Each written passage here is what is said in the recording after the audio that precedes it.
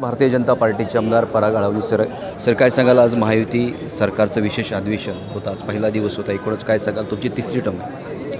हो, खूप आनंद आहे. पहिली गोष्ट तर की एक प्रचंड असं बहुमत घेऊन महायुतीचं सरकार बनलेलं आहे.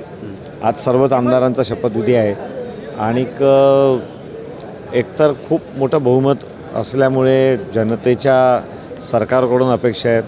तुम्ही म्हणाल्याप्रमाणे की माझी तिसरी टर्म असल्यामुळे जनतेच्या मतदारसंघातसुद्धा आमदारांकडून अपेक्षा आहेत आणि आमदारांच्या सरकारकडून अपेक्षा आहेत. त्यामुळे जसं माननीय देवेंद्रजी पहिल्याच दिवशी म्हणाले की एक आनंदसुद्धा आहे या मॅन्डेटमध्ये आणि एक जबाबदारीची जाणीवसुद्धा आहे आणि मला वाटतं की त्या जबाबदारीच्या जाणीवेतून आम्ही काम करू आणि अतिशय यशस्वी सरकार तिसऱ्यांदा महायुतीचं ठरेल.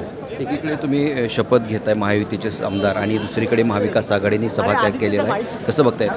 बघा, शपथविधीच्या कार्यक्रमामध्ये बहिष्कार घालणं हा मला वाटतं की महाराष्ट्राच्या जनतेचा अपमान आहे आणि एकदा तुम्ही निवडून आलात आणि शपथ घेत असताना सर्व आमदार समान आहेत.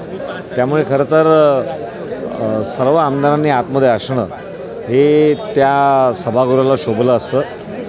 मला माहीत नाही काय थॉट प्रोसेस आहे, परंतु आम्हाला दिसताना तरी असं वाटतं की पराभव जर का आपल्याला पचला नसेल तर मग सगळं खापर सगळ्या इतर गोष्टींवर टाकायचं. EVMपासून लोक कसे बेशरम आहेत इथपर्यंतच्या स्टेटमेंट्स या विरोधकांच्या ऐकल्या. मला वाटतं ही वैफल्यग्रस्तपणा आहे. महायुतीला प्रचंड यश मिळालेलं आहे, तर दुसरीकडे महाविकास आघाडी EVMवरती संशय निर्माण करताना पाहायला मिळते.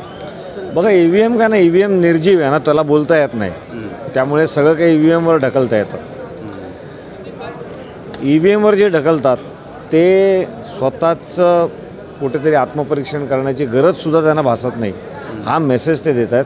मला वाटतं मतदार याची आणखीन ठळकपणे नोंद घेईल आणि पुढच्या निवडणुकीमध्ये अजून फटका बसेल. गेल्या पुढच्या 5 वर्षामध्ये विलेपार्ल्याचा कशा प्रकारचा विकास तुम्ही करणार?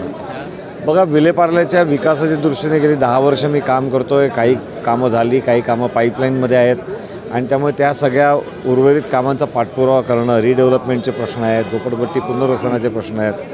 मला वाटतं पुढील काळामध्ये एकूणच नागरी समस्या आहेत त्याच्यावरसुद्धा काम करावं लागेल आणि त्यामुळे कुठे पाठपुरावा अधिकाऱ्यांचा, कुठे धोरणात्मक निर्णय करून आणणं, या सगळ्यासाठी काम करावं लागेल.